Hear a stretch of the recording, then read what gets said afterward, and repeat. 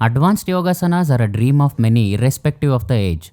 Lot of work goes into practicing and achieving the asanas that one might become unidirectional in their approach. So what's the best way to achieve advanced postures and perform it consistently? Let's find out.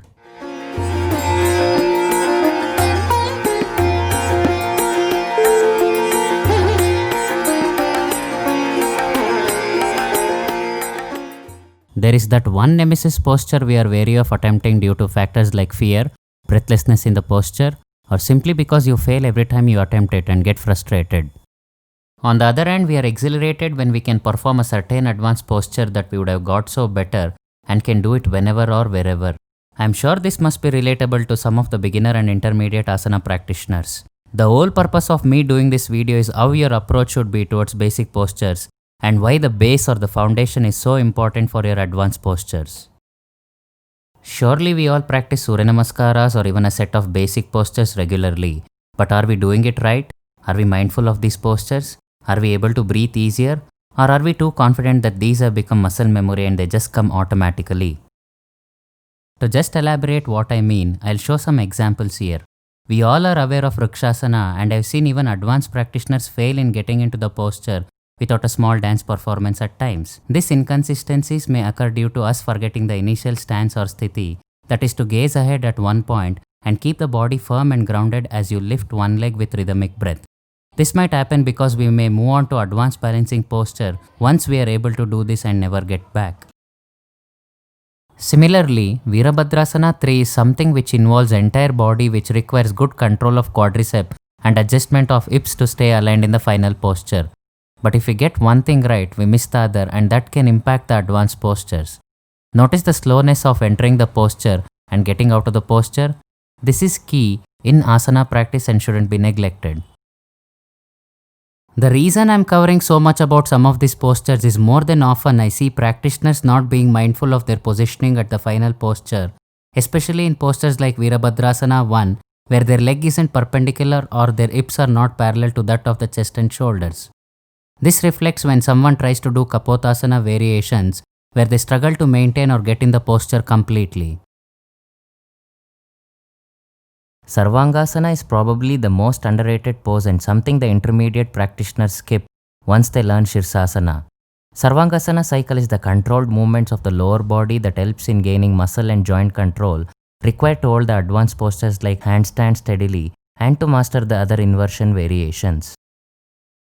I'll be linking all the videos related to forward, sideward and back bends in the description, so anybody who's starting off or feels stuck at a particular pose can check those videos where I go in detail about what's the safest and effective way to perform all these postures.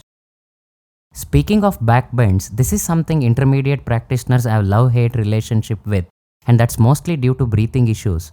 But let me tell you, it's not your breathing that's the real issue. It's once again the initial stance you take and how well you use your lower body and hips. I often see people bending knees just to go deeper in back bend, but that causes more harm than good. Mastering the basics again and observing whether you are comfortable at a basic pose and then attempt variations of a basic asana, only then attempting an advanced asana increases the chances of success.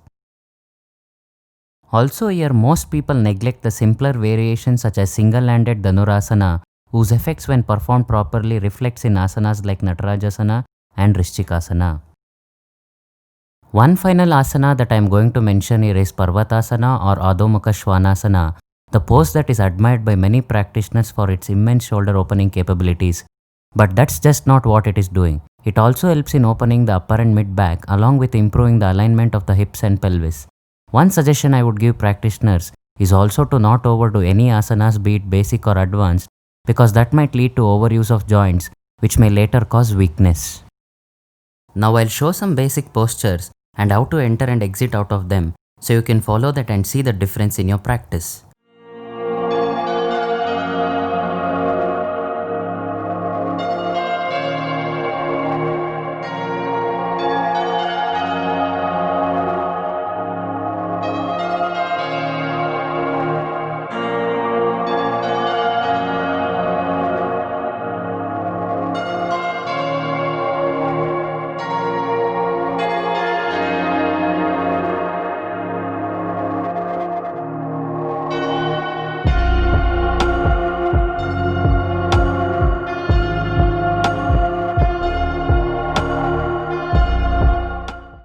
Whenever you see an advanced asana performed by someone, it's good to get inspired by them, but comparing yourself with where they are doesn't help your progress because even the advanced practitioner would have put a lot of time and effort into getting where they are.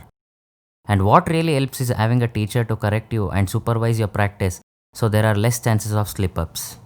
My previous video might help you in that regard. Hope this video helped you in some way. Make sure to subscribe and turn all notifications on the bell icon. Shubhamastu.